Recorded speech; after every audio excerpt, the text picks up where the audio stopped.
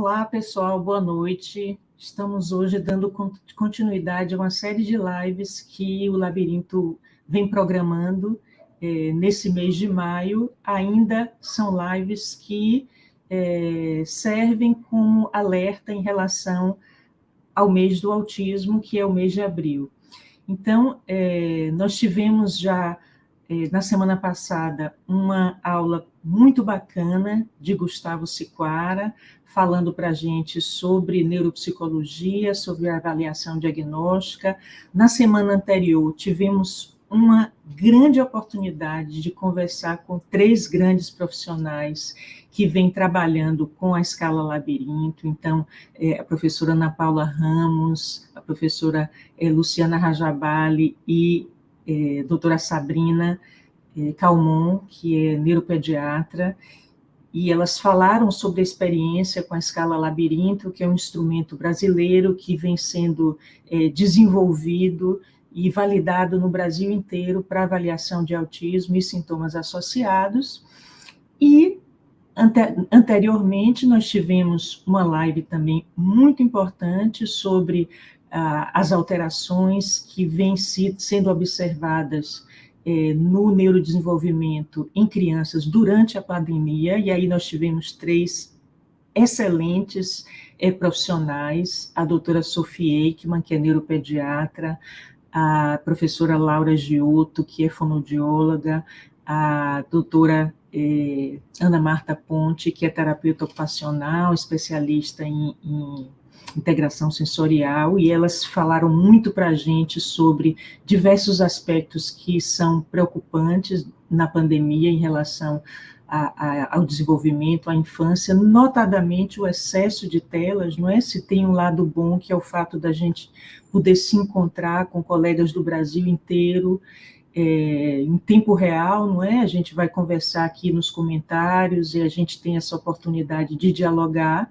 mas vocês, a gente vê também com frequência o problema do excesso de telas para as crianças, não é? E a gente teve a primeira live, que foi sobre a cannabis, o uso medicinal da cannabis, que foi o professor Túlio, que é especialista em dor e que é anestesiologista, que esteve aqui conosco, falando com muita propriedade sobre o tema. Eu estou revisando essas lives que nós fizemos ao longo do mês de maio, para dizer a vocês que elas todas estão disponíveis no nosso canal do YouTube.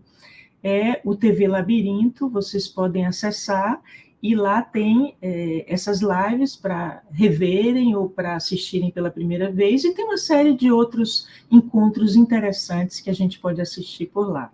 Então, hoje, a ideia é a gente falar sobre o diagnóstico do autismo ao longo da vida, assim, algumas características que vão distinguir no processo de avaliação ao longo do desenvolvimento, uma criança, de um adolescente, de um adulto com autismo, e nós vamos falar também sobre o processo do diagnóstico do autismo ao longo do tempo. Então, desde Kanner até os tempos atuais, houve uma mudança muito grande na concepção desse diagnóstico de autismo, e aí a gente vai falar, então, desses 2 aspectos, dessa história evolutiva do diagnóstico do autismo e como se processa de forma diferente os sintomas de autismo ao longo da vida.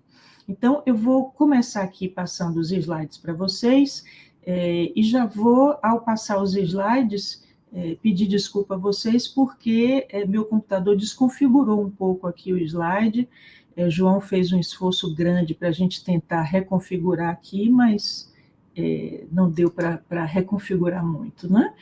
Então, a ideia é falar sobre o diagnóstico de autismo ao longo da vida, e antes de falar sobre isso, eu queria lembrar para vocês o que é esse labirinto, né? O Laboratório Interdisciplinar de Pesquisa em Autismo. Nós somos um grupo de pesquisa ligado à Escola Baiana de Medicina e Saúde Pública, que está inscrito no CNPq a partir de 2006, então, desde 2006 que a gente vem no interesse muito particular no estudo de transtornos do desenvolvimento na infância. Começamos com a ênfase em TDAH e em autismo, e a partir de 2008, mais ou menos, a ênfase foi muito maior em autismo, e são as pesquisas que a gente vem desenvolvendo com profissionais pesquisadores na Escola Baiana de Medicina e em outras instituições da Bahia e no Brasil, e ultimamente com esse trabalho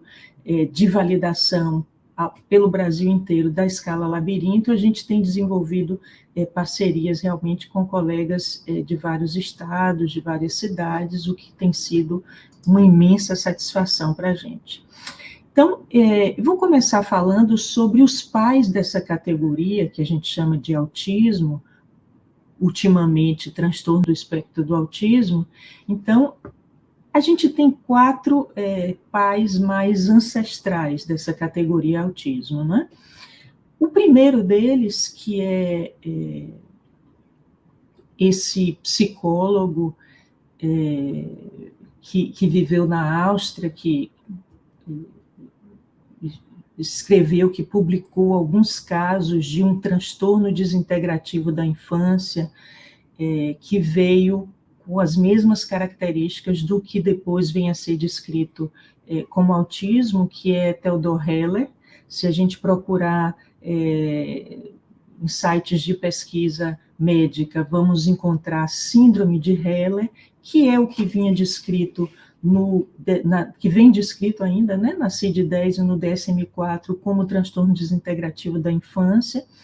Depois a gente tem, então, Heller, ele fez essa descrição lá para 1907, 1908, depois a doutora Sukareva, né, que é uma psiquiatra de origem ucraniana, mas que clinicou a vida inteira na Rússia. A doutora Sukareva, em 1925, descreveu vários casos de um tipo de psicose na infância, que é a mesma descrição que foi feita depois por Kanner, e a descrição que a gente tem até os dias de hoje.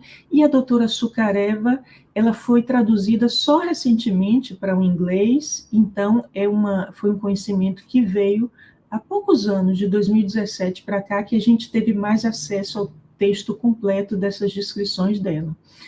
E o grande pai desse diagnóstico, que é Leo Kanner, que também ele é de origem ucraniana, não é? A gente está aí com esse problema de guerra, esses desentendimentos mundiais, e a gente tem aí esses 2 gigantescos representantes nascidos na Ucrânia, e que na época fazia uma interseção aí com a Alemanha. Então são autores, o Leo Kanner é um autor de língua alemã, que depois foi radicado nos Estados Unidos, e que descreve os famosos 11 casos em 1944. Kanner foi a primeira pessoa também que fez uma classificação sistemática dos transtornos psiquiátricos na infância.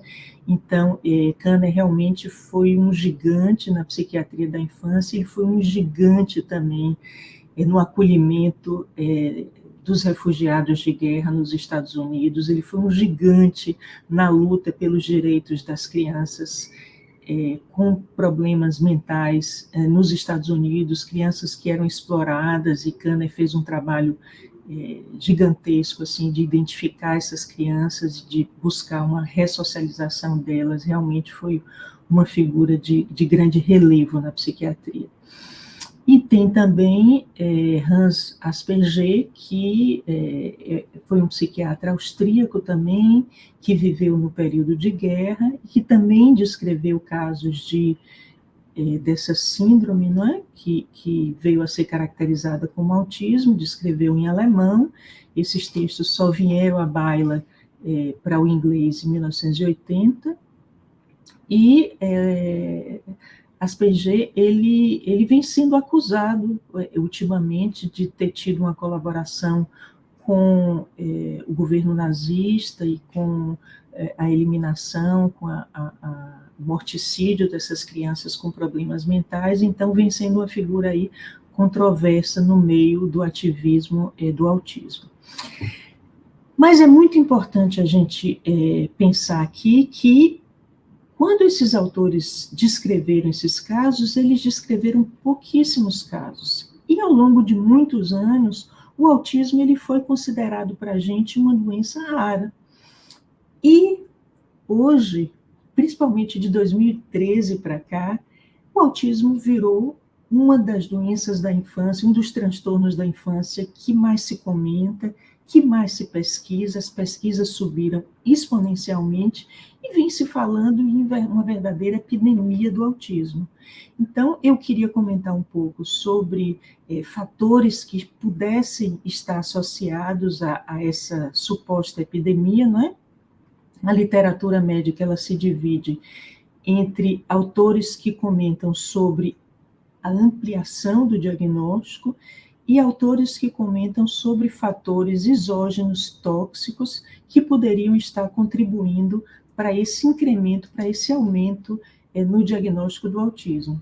Então, a gente sabe, por exemplo, e tem pesquisadores no mundo inteiro falando sobre isso, que agentes, pesticidas, medicamentos, viroses, enfim, uma série de agentes externos que são prejudiciais à formação do feto, que poderiam estar incidindo aí sobre mutações e gerando alterações na conformação cerebral que estariam relacionadas, então, com esse aumento da incidência do autismo. Então, aumento realmente no número de casos real do autismo.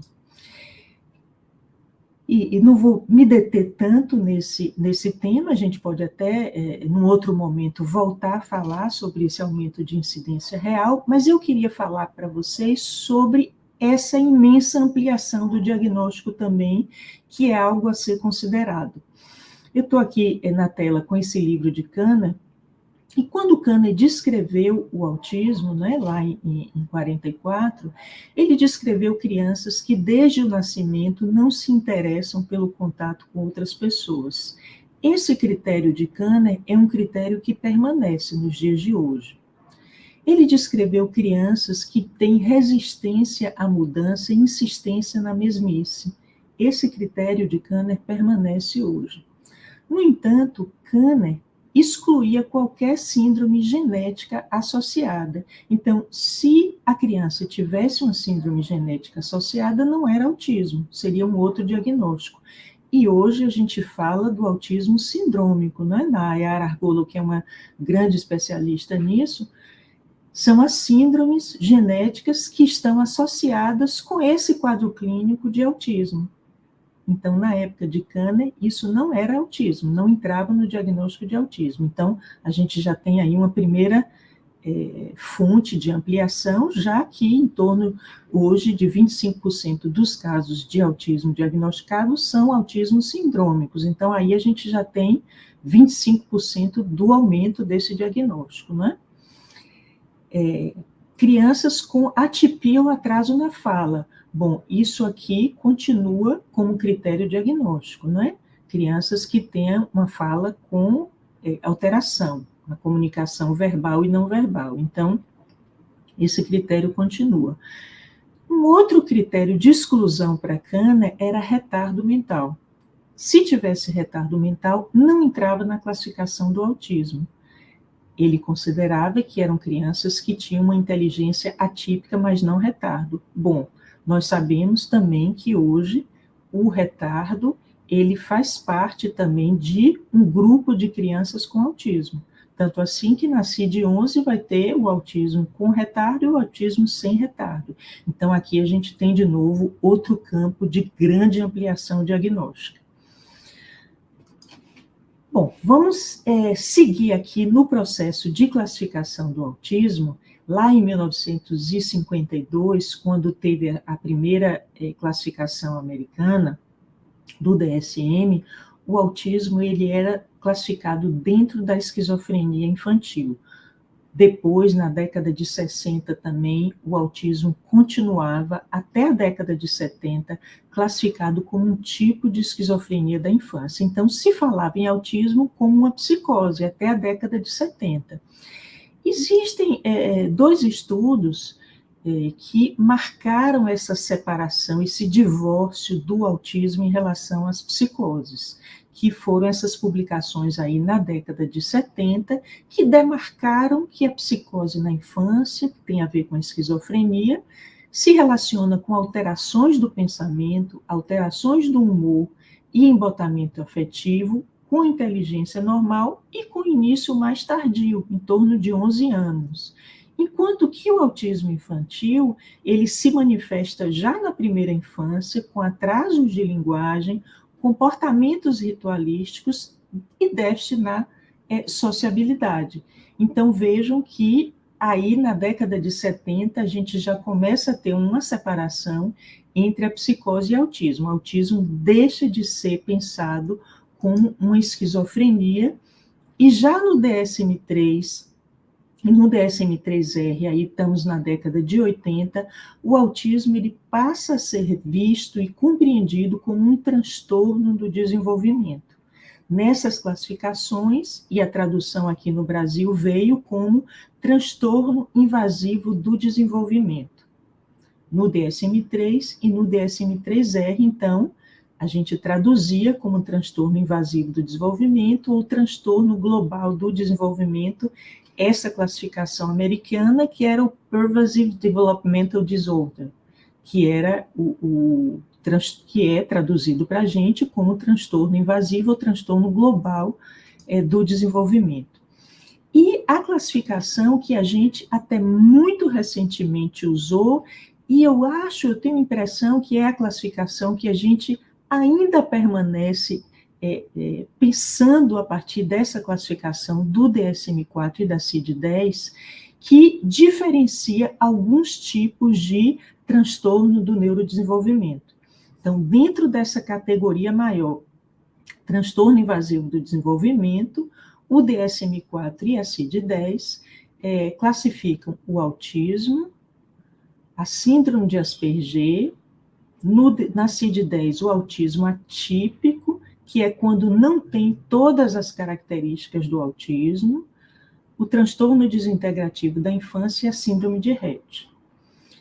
Bom, a partir do DSM-5, tudo isso entra junto de uma mesma categoria que se chama transtornos do espectro do autismo, que é o que a gente fala, é o que todo mundo usa atualmente, é essa nomenclatura, transtorno do espectro do autismo. E essa ideia de transtorno do espectro do autismo e transtorno invasivo do desenvolvimento já trouxe, gente, uma ampliação muito grande em relação ao conceito inicial de Kanner. Por quê? Porque o autismo típico é essa categoria autismo, mas a gente começou a considerar, em torno desse conceito de autismo, o autismo atípico, o transtorno invasivo do desenvolvimento sem outra especificação, a síndrome de Asperger, todos como formas de autismo. E isso ampliou muito o diagnóstico. A gente não está mais naquela categoria autismo típico ou prototípico, como quer Laurence Motron e Daniele Vanderlei. A gente está agora numa categoria mais estendida. Então, no DSM-4 e na CID-10, que são as classificações antigas, a gente tem 3 tripés diagnósticos para o autismo. Uma alteração na comunicação social, um campo de interesse restrito e comportamento repetitivo, e problemas na interação social. Aí, o que é que o DSM-5 fez? O DSM-5 considera que as alterações da interação social e da comunicação, elas compõem o mesmo critério, são inseparáveis. Então, isso passou junto, alteração na interação social e na comunicação social, a compor o critério A do diagnóstico do DSM-5, enquanto que o critério B passou a ser interesses restritos e comportamentos repetitivos. Agora, vejam, pessoal, que coisa interessante. Agora, no DSM-5 e também na CID-11, que acompanha o DSM-5, a gente precisa que exista os interesses restritos e comportamentos repetitivos para entrar no diagnóstico de transtorno do espectro do autismo. Lá nas classificações anteriores, não era preciso ter esse grupo de sintomas, porque no autismo atípico a gente poderia ter apenas 2 grupos de sintomas, não precisava ter o terceiro. E no transtorno invasivo do desenvolvimento não especificado também, a gente poderia ter apenas 2 combinações desses sintomas. No DSM-5, não. É preciso ter sintomas da interação e comunicação social e sintomas de interesse restrito e comportamento repetitivo para que o paciente seja considerado como portador do diagnóstico de transtorno do espectro do autismo. Bom, o que a gente vai vendo em relação a esses diferentes critérios diagnósticos do DSM-4 e do DSM-5 é que alguns pacientes com diagnóstico de transtorno invasivo não especificado no DSM-4 e na CID-10 como autismo atípico deixaram de preencher o critério para autismo no DSM-5. Então, isso vai ter uma coisa interessante que, como o critério diagnóstico agora é mais estrito, esses pacientes que podiam ser pacientes com transtorno grave de linguagem, por exemplo, e com hiperatividade, o que comprometia a interação social por causa do transtorno da linguagem e da hiperatividade. Então, esses pacientes que antes eram considerados espectro do autismo, hoje não são mais. Nesse diagnóstico do DSM-5, exige que exista a composição dos 3 critérios. Eu vou mostrar com detalhes isso daqui, porque eu venho buscando sempre, em diversas apresentações, rebater esses critérios do DSM-5, o critério A e o critério B, para que a gente entenda que o diagnóstico de autismo mudou em relação ao DSM-4, e agora o diagnóstico se parece um pouco, ele é mais próximo do diagnóstico de Kanner, do autismo prototípico de Kanner. Vejam bem, para que a pessoa hoje seja considerada como autista ou espectro do autismo, é preciso que ela preencha os 3 critérios, os 3 itens do critério A, que se refere à alteração na comunicação social e interação social, e é preciso também que ela preencha pelo menos 2 dos 4 critérios, dos 4 itens do critério B. Então, vamos repassar aqui isso, que nunca é demais a gente repassar, porque, de fato, assim, sabe, conversando com colegas e conversando comigo mesmo, com o meu espelho, a gente não lê muito os critérios diagnósticos. A gente faz o diagnóstico olhando para a criança, olhando, conversando com a pessoa. A gente não vai lá repassar, bom, deixa eu ver se ele preencheu os critérios. Mas é preciso que a gente repasse isso. É preciso que a gente faça o diagnóstico com mais exatidão, porque houve uma expansão muito grande dos direitos das pessoas com autismo. Então, é preciso que a gente tenha um critério mais estrito e que a gente seja mais rigoroso nesse diagnóstico para que a gente dê a César o que é de César e a Afonso o que é de Afonso. Então, as pessoas que vão entrar, por exemplo, nas vagas de emprego para autismo, são aquelas que preenchem, de fato, os critérios para autismo. E agora os critérios, eles têm um rigor um pouco maior do que era antes no DSM-4 e na CID-10. Então, vejam, eu estou dizendo isso, mas não está em vigor ainda essa legislação no Brasil. No Brasil, a gente continua, se eu for comprar um carro, por exemplo, com desconto, eu vou ter lá o diagnóstico pela CID-10. Então, continua para efeitos legais do Brasil, valendo o critério diagnóstico do DS, da CID-10, mas em breve vai chegar o da CID-11, que é muito parecido com o DSM-5. E, pessoal, o DSM-5 é o que a gente usa para pesquisa, é o que a gente usa para pensar o diagnóstico do autismo hoje. Então, o critério A se refere a um déficit na reciprocidade socioemocional. O que é esse déficit da reciprocidade emocional? Vai desde aquela criança que tem uma aproximação social fora do padrão, que tem uma dificuldade de se aproximar, que se aproxima de uma forma meio diferente, meio estranha, até, no outro ponto, aquela criança que tem uma total falta de iniciativa e que não se interessa pelo outro. Então, esse é o primeiro item do critério A, precisa preencher esse item. O segundo item se refere a déficit em comportamentos comunicativos não verbais que são usados para interação social. O que são comportamentos não verbais? É o olhar, são gestos. A gente, quando fala, os italianos mais ainda, gesticulam e a gente faz gestos que acompanham a nossa fala, que são gestos que ajudam a comunicar. A gente tem uma mímica facial também que comunica, além de gestos que a gente faz, não é? Que substituem uma fala. Então, o segundo item do critério A é a existência de um déficit nesses comportamentos, que vai desde uma integração pobre entre a comunicação verbal e não verbal, que é exatamente isso, né?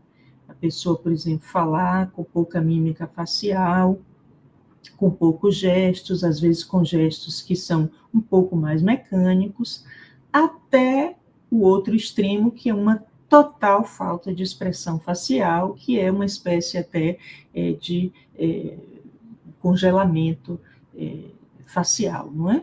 Como a gente vê, por exemplo, nos pacientes com doença de Parkinson, aquela feição com pouca mímica, com quase sem mímica e sem gestual. O terceiro item do critério A se refere a um déficit em desenvolver ou manter relacionamentos que são apropriados para o grau de desenvolvimento.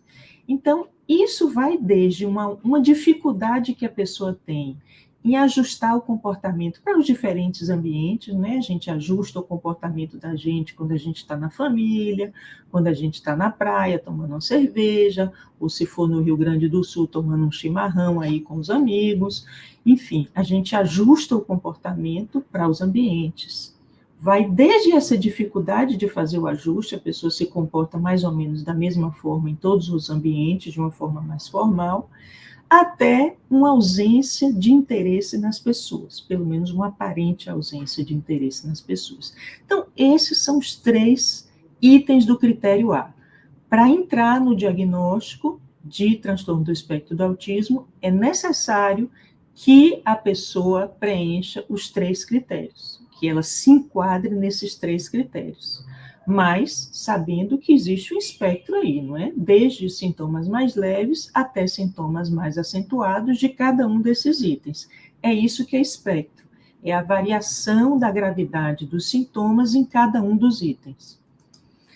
Vamos ao critério B, que se refere a padrões restritos de comportamento, interesses ou atividades. Então, é preciso que a pessoa se enquadre em pelo menos 2 desses critérios.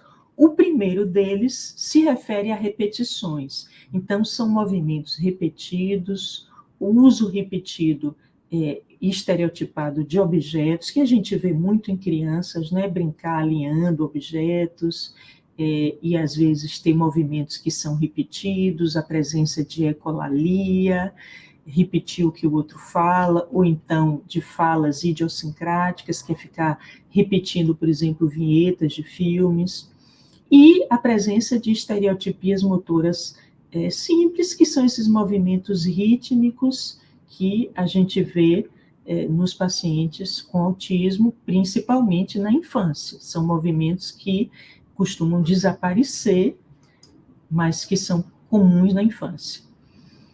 O segundo item do critério B se refere a uma adesão excessiva a rotinas. Então, a pessoa sofre quando existem mudanças nas rotinas, às vezes faz rituais verbais de saudação, oi, tudo bem?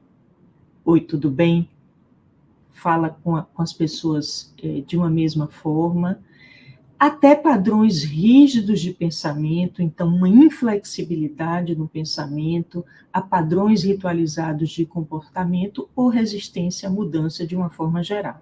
Então, esse é o segundo item do critério B, que se reflete, por exemplo, numa insistência da criança ir para o mesmo caminho, quando sai do caminho ela fica nervosa, fazer perguntas repetidas, a mesma pergunta, mesmo já conhecendo a resposta. O terceiro item do critério B se refere a interesses fixos que são altamente restritos, anormais em intensidade ou foco. Então, começa, por exemplo, lá na infância, com a criança se interessando muito e se ligando com objetos que não faz muito sentido, né? Uma tampa de panela, às vezes um cordão, até preocupação excessiva com objetos inusuais, então, é exatamente esse interesse por objetos que não interessam a outras crianças, ou então interesses que são excessivamente circunscritos, e excessivamente circunscrito, gente, a gente precisa prestar atenção nisso, porque às vezes a gente fica numa afã de enquadrar uma pessoa num determinado diagnóstico. Então, é uma criança, por exemplo, que adora Harry Potter, se interessa muito por Harry Potter, ou se interessa muito por algum jogo, né, RPG, que muitas pessoas se interessam. Mas o fato dela se interessar muito por determinadas coisas, né, como, por exemplo, eu me interesso muito em estudar sobre autismo, ultimamente tenho me interessado muito em estudar sobre filosofia, mas existem outras coisas também que estão na vida dessa pessoa. Gosta de Harry Potter, mas vai para a escola, estuda, se interessa também em jogar futebol com os colegas, enfim. É preciso que sejam interesses restritos e circunscritos, né? A pessoa não aceita muito sair fora daquilo. E o quarto item do critério B, que se refere às alterações sensoriais, que a Ana Marta Ponte disserta tão bem sobre essas alterações sensoriais. Se vocês forem lá na TV Labirinto, vocês vão encontrar aulas muito interessantes sobre vários desses temas que a gente está falando aqui, inclusive aulas com a Ana Marta, que é uma sumidade nessa área de transtorno sensorial. Então, em relação à alteração sensorial, o quarto item do critério B se refere à hiper ou hiporreatividade sensorial, ou então interesses que são pouco usuais em aspectos sensoriais do ambiente. Como, por exemplo, a pessoa, né, ter indiferença ao calor, ao frio, ter uma reação adversa ao som, ter um incômodo com texturas, com cheiros, ou então uma certa necessidade de tocar em objetos, como uma criança que a gente avaliou hoje, não é na quinta-feira, que Cibele e Priscila trouxeram, um caso de uma criança que gostava de ficar pegando no tapete rugoso, não é? Então, esses comportamentos de busca sensorial. Então, para o critério B, basta que a pessoa satisfaça 2 itens do critério B. Então, todos os 3 itens do critério A e pelo menos 2 itens do critério B. E aí, a depender da gravidade desses sintomas, a gente classifica em leve, moderado ou grave. Sabendo que a gente pode ter, por exemplo, sintomas graves nos itens do critério A e serem mais leves no critério B, como foi o caso de Cibele e Priscila hoje de tarde, que a gente viu que eles tinham sintomas leves, moderados no critério B, mas sintomas graves no critério A.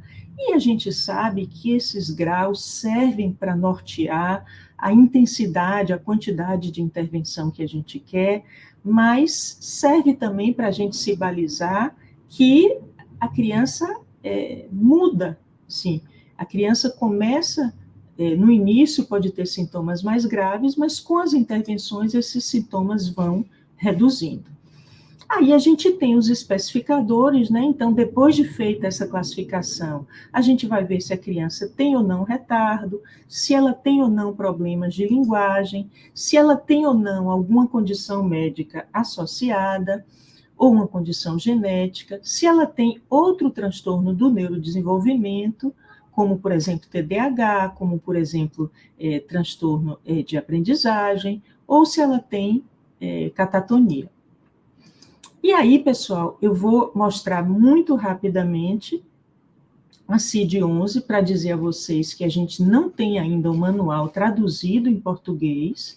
Então, eu estou ouvindo falar que vai entrar em vigor, mas não entrou em vigor ainda, até porque a gente não tem o livro impresso. A gente circula aí umas versões em PDF, que é uma tradução até que não está muito boa, que eu acho que é do português de Portugal, mas a gente já tem aqui uma noção de como é que vai ser a classificação da CID-11, não é? Que vai classificar em transtorno do espectro do autismo, em função da criança ter associado ou não deficiência intelectual e de ter associado ou não comprometimento da linguagem, e se esse comprometimento é leve ou se é um comprometimento mais grave ou se é uma ausência de linguagem funcional. Bom, e eu falei no começo essa promessa da gente ver um pouco o que é que muda ao longo da vida em relação a esses sintomas do transtorno do espectro do autismo, não é? Então, ao longo da adolescência, o que vai aparecendo mais em relação aos sintomas é uma pessoa, um jovem que tem pouca resposta ao interesse dos outros. O que é isso? É aquela pessoa que não percebe muito o outro, que começa a conversar, por exemplo, e aí começa a falar sobre o tema que é do interesse dela. Aí a pessoa, o interlocutor tenta trazer outro tema, falar de outra coisa, ela volta para aquele tema do interesse dela e não percebe que aquilo não está interessando, que aquilo não está agradando. Então, termina acontecendo uma coisa que a gente chama de uma interação unilateral. Ele está ali interagindo, mas é na direção dele. Então, isso começa a acontecer de forma mais evidente na adolescência e na vida adulta. Então, às vezes, se a pessoa com autismo faz colocações que são inapropriadas do ponto de vista social, então faz comentários, às vezes, que não são muito delicados do ponto de vista social, não é mentira, não é nada que seja ofensivo, mas é algo que é, digamos assim, pouco adequado socialmente. Eu estou com meu cabelo branco há alguns anos, não é? E aí as crianças, os adolescentes também comentam muito, né? Ah, vovó, por que o seu cabelo está branco, né? E aí os pais se incomodam e meu filho não fale isso, etc, etc. Eu particularmente acho muito agradável e acho mesmo, por que não dizer charmoso, esse tipo de sinceridade, não é? Mas nem todo mundo acha e termina sendo, em algumas situações, considerado como inapropriado. Abordagens sociais que, às vezes, são consideradas também como desajeitadas, né? Algumas abordagens sociais meio singulares, né? Isso vai sendo notado muito na adolescência e a própria pessoa que tem autismo nota porque vê que não está agradando, vê que às vezes as pessoas se afastam, então é por isso que se fazem os famosos aí treinos de habilidade social, para que a pessoa Olá, João, que honra, que prazer você por aqui, João Messias. João Messias, que é um grande artista, que vem retratando aí pessoas do mundo inteiro, né? Eu acompanho, eu sigo o João aí nas redes sociais, é uma honra e um prazer para a gente ter você aqui, João. Então, essas abordagens que às vezes são singulares e às vezes são consideradas desajeitadas.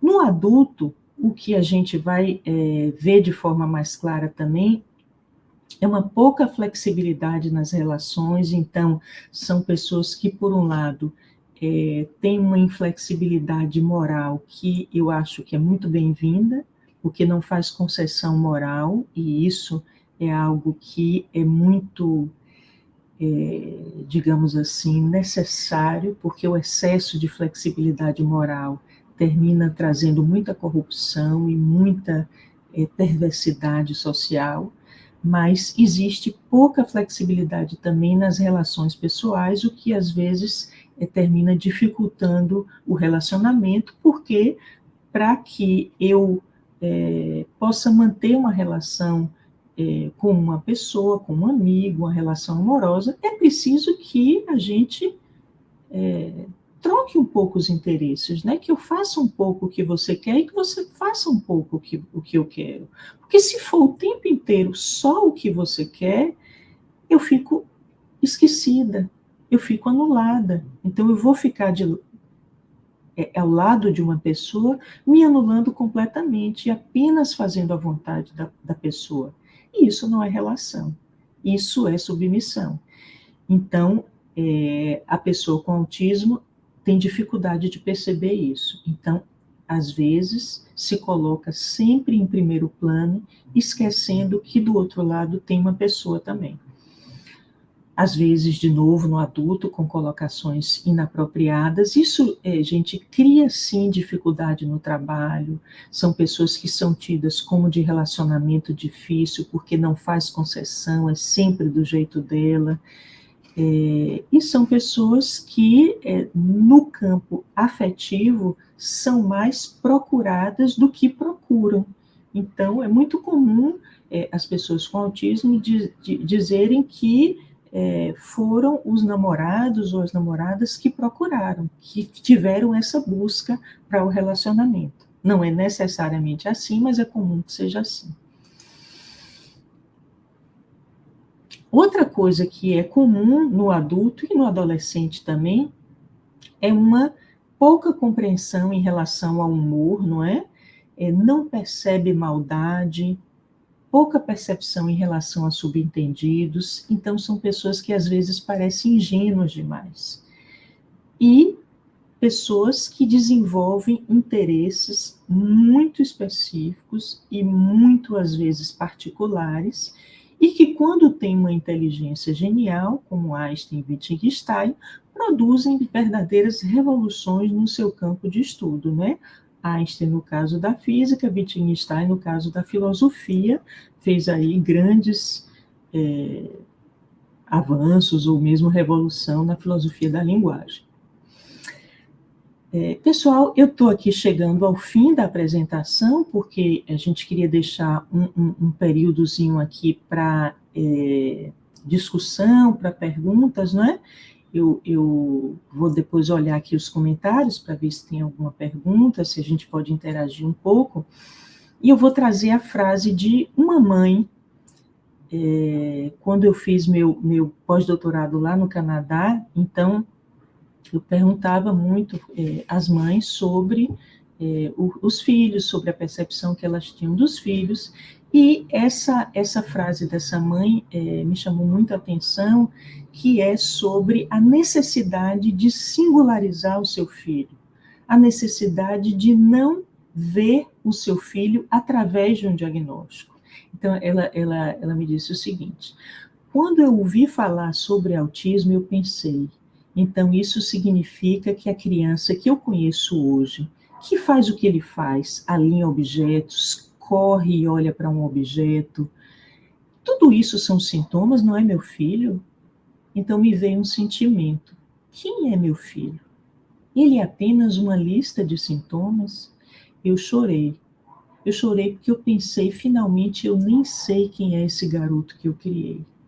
Com o passar do tempo, eu percebi, sim, ele é autista, mas ele também é um garoto. Ele tem a sua própria personalidade também. Não se trata de vergonha. O fato é que eu não quero essa etiqueta, porque o meu filho ele tem um nome. E quando eu digo a alguém que ele é autista, a primeira coisa que vai vir na cabeça da pessoa não é Esdras, que é o nome do meu filho, é autismo.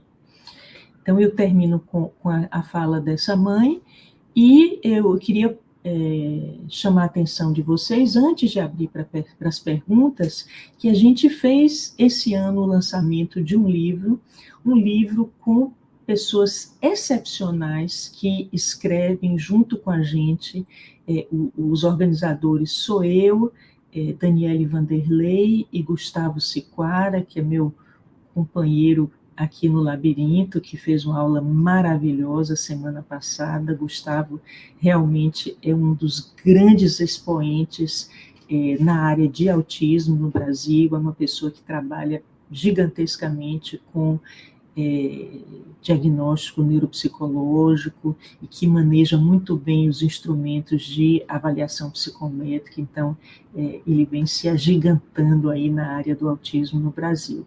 Mostra de novo, João, o livro para a gente ver. E aí eu queria dizer que tem capítulos aí de pessoas do Brasil inteiro. A gente tem Sheila Caetano, que é uma grande psiquiatra da infância, que trabalha com depressão, então ela tem aí o capítulo sobre depressão nesse livro. A gente tem Maria Conceição do Rosário, que é um gigante na área de transtorno obsessivo compulsivo, que tem um capítulo sobre justamente a interface com transtorno obsessivo compulsivo. A gente tem Rita Lucena, que é uma grande neuropediatra, Nayara Argulo, que é uma outra grande neuropediatra.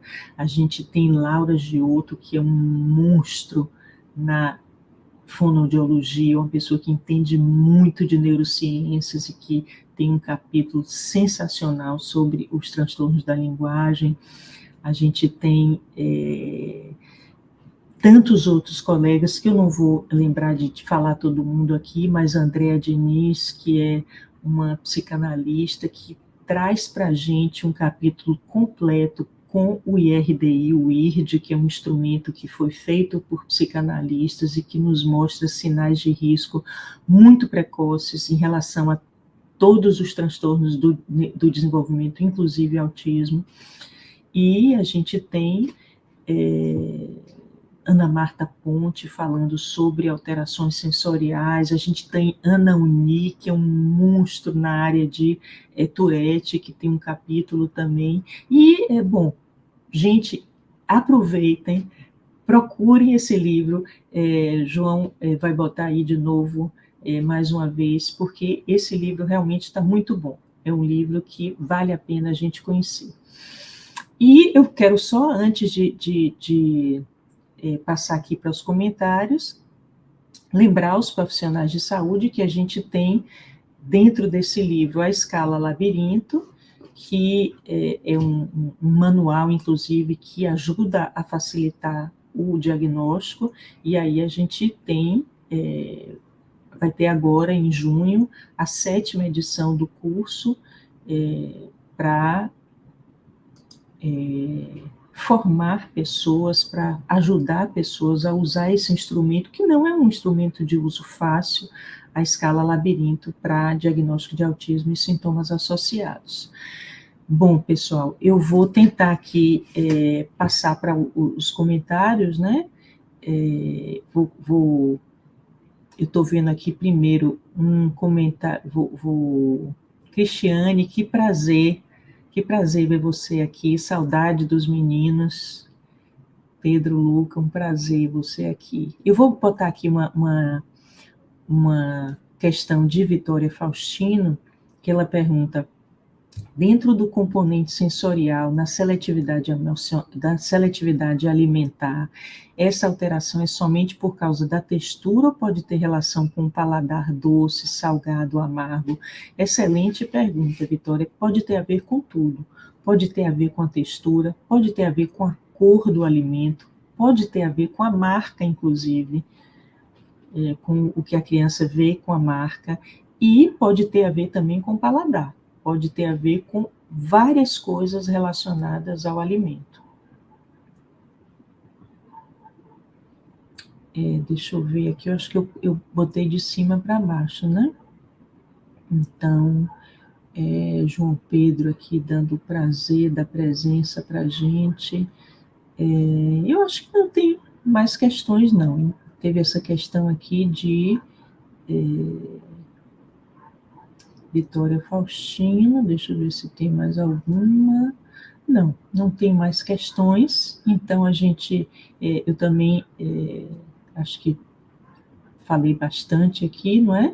Então, eu vou deixar para vocês o chamado de convidar para vocês visitarem o site da gente. João pode botar aí o site, que é o labirintoautismo.com.br. Lá vocês encontram uma série de palestras, uma série de aulas também, que pode ser do interesse de todo mundo, e chamar para vocês seguirem o Instagram da gente, que é o @labirintoautismo, que é um Instagram onde a gente publica sobre as lives, a gente publica sobre o curso, quando a gente tem, então a gente publica sobre atualidades e coisas diversas aí sobre o autismo. Então, foi um prazer imenso estar aqui com vocês, agradecendo aqui a presença e os comentários, pessoas muito queridas aqui presentes, e dando aqui notícia. Então, Cristiane manda um beijo para a Josi, manda um beijo para os meninos, para Antônio Marco e Fernando, manda um beijo para eles, um beijo para Nego também, para essa família que é tão especial para a gente, né? A gente está com Josi cantando lá no story da gente do Labirinto. Quem quiser conhecer essa menina Josi, que é uma cantora maravilhosa, que é um encanto de pessoa, vai lá que tem Josi cantando com a gente lá no Instagram. Esse livro é direcionado mais para profissionais, Cristiane, mas é um livro que é útil para todo mundo. Pode ser útil para quem tem interesse no assunto, porque é um livro que é de uma linguagem bem acessível. Ele é científico, ele é com atualizações, mas é com a linguagem acessível, porque a gente prioriza que as coisas sejam ditas de uma forma que seja acessível para todos. Falar com jargão é algo que só é útil para as pessoas se entenderem em cartéis. A gente quer que falar uma linguagem que todo mundo entenda. Então, um livro, nesse sentido, a gente busca que seja uma linguagem realmente acessível, mesmo falando de termos técnicos. Então, eu deixo aqui meu boa noite, agradecendo a presença de todos, e dizendo para vocês que essa foi, eu acho que essa foi a nossa última live dessa série, foi sim, porque a partir da semana que vem a gente começa o curso Labirinto, e aí a gente encerra por aqui essa série de lives, e deixo aqui meu boa noite para vocês. Um beijo.